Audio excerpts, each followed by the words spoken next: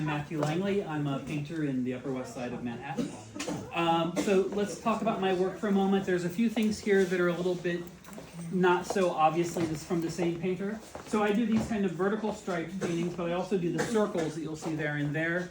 And then the ceramics are literally brand new for me, and they're here as well.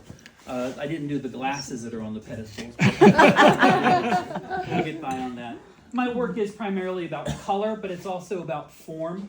And the paintings really, when we talk about meanings of paintings, I really think my paintings are literally about painting. And so I kind of look at it the same way. You can look at a picture and like it's a picture of a chair. Well, that's always going to kind of be a picture of a chair. In my world, I make paintings. And my paintings are always paintings, like a car tire. You can kick it and it's still a car tire, right? So it's kind of a simple thing to understand, but it's not so simple that you feel kind of dumb when you say it. Except when I say it, I feel a little dumb.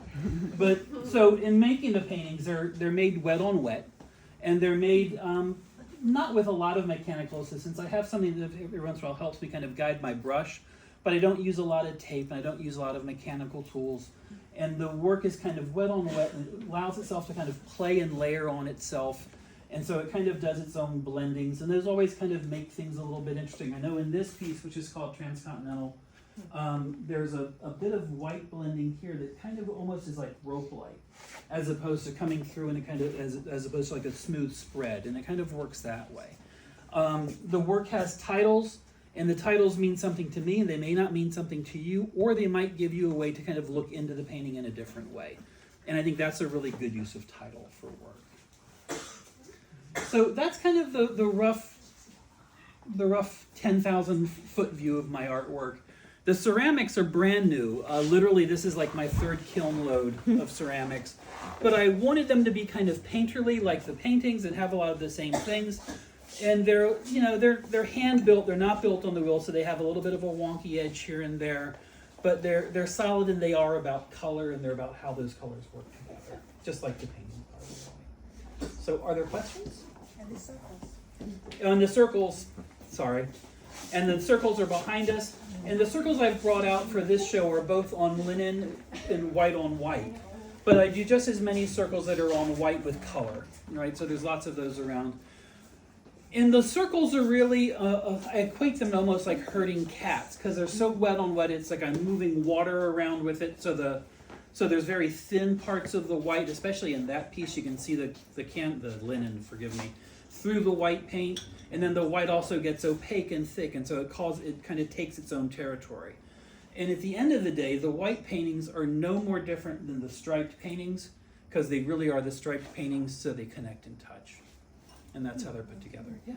Could you explain wet on wet, what that means? Absolutely. So I try not to use too much jargon. I realize I failed. Wet on wet is literally putting wet paint on top of wet paint. So a lot of us think about, the painter, he puts down a layer, he lets it dry, then he puts down the next layer. So in my case, these are wet on wet layers. There's a very famous artist who worked wet on wet. His name is Bob Ross. We don't really share a whole lot of the same kind of things, but we kind of worked the same way, oddly enough, which is kind of good and bad when you say it that way. But yeah. But that's wet on wet. Can you talk about how you think about color, or how you're choosing your color? Or? So, color's always been really ingrained in me. I grew up in the Washington, D.C. area, and at the end of my college career, I went to the Corcoran School of Art, and I studied with a gentleman named Gene Davis, and I worked for an art gallery that showed Ann Truitt's work and Morris Lewis's work, and they were part of what is called the Washington Color School. And the Washington Color School was kind of handpicked by Clement Greenberg after he kind of plucked Jackson Pollock out of, well, not really obscurity, but kind of plucked Jackson Pollock and championed him, and this was like his second swing. And I was taught by those folks. And so this kind of idea of what is really considered post-painterly abstraction. So what it means is it's not real physical paint. Like Pollock has real physical paint. You can see like it sits on top of the surface. Mine kind of falls into the surface. And so in doing that, the paintings themselves are thin but deep in color. And so it kind of works that way. So those are kind of the things that I was kind of drilled into.